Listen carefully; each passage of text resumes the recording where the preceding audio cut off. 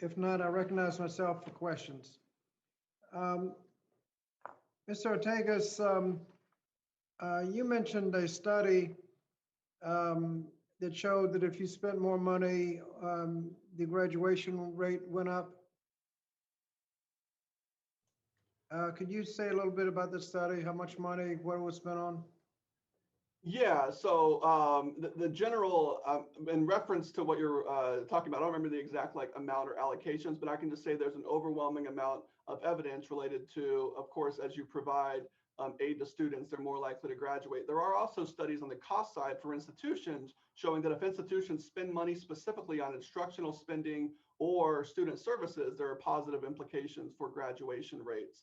So those are kind of the two overarching points I was trying to make in the point you're referencing. We've referenced the initiative to double the Pell Grant. If we double the Pell Grant, how close would we come to the good old days when we covered about 79% of the cost of going to a state college?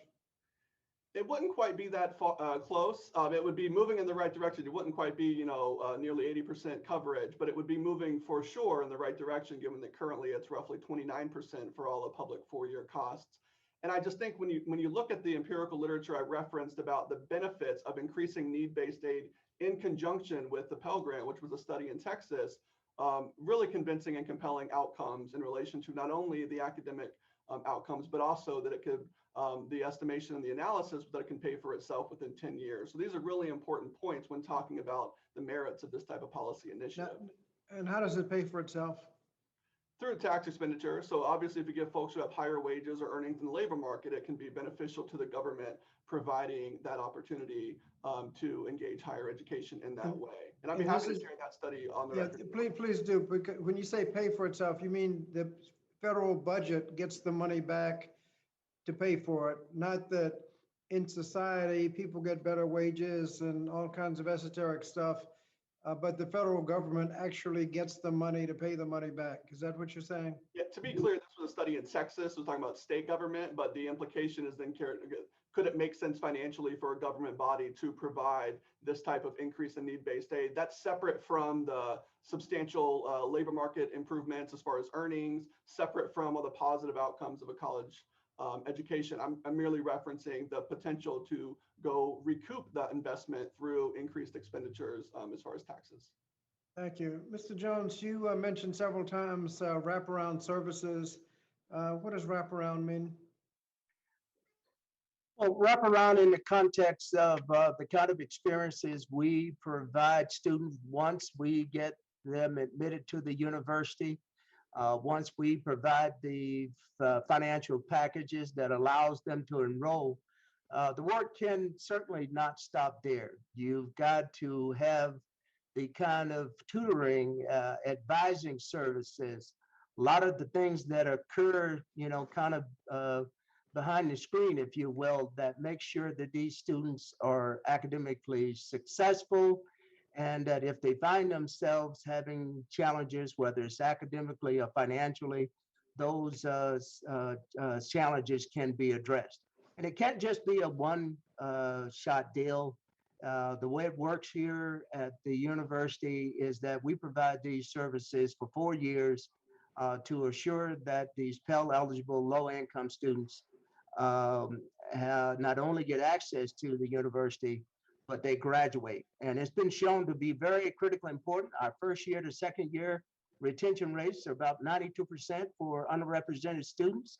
And even the third and fourth year, they remain very, very high. And that's why we have one of the highest graduation rates among first generation and underrepresented students in the country. Mr. Jones, we've talked about free community college. If your goal is a 4-year degree, is it helpful to start with a 2-year community college, or much more advantageous to start with the 4-year college itself? Well, Representative, let me say, after having spent 4 years as the president of SUNY Albany, and valued the proposition that when I was president of SUNY Albany, I was very pleased to learn that 48% of the students that walked across the stage at SUNY Albany started out at a community college. And that's one of the value propositions about the relationship between community colleges and four-year institutions in the state of New York. We have the same kind of aspirational goals, as I said here, where we have pathways and articulation agreements that assure that students, if that is the best choice for you as a student, is that the most practical and economic choice for you to make to ultimately receive a four-year degree, we fully support that. And that's why we work so hard to have seamless, upfront, very transparent articulation agreement with community colleges across the state of Illinois.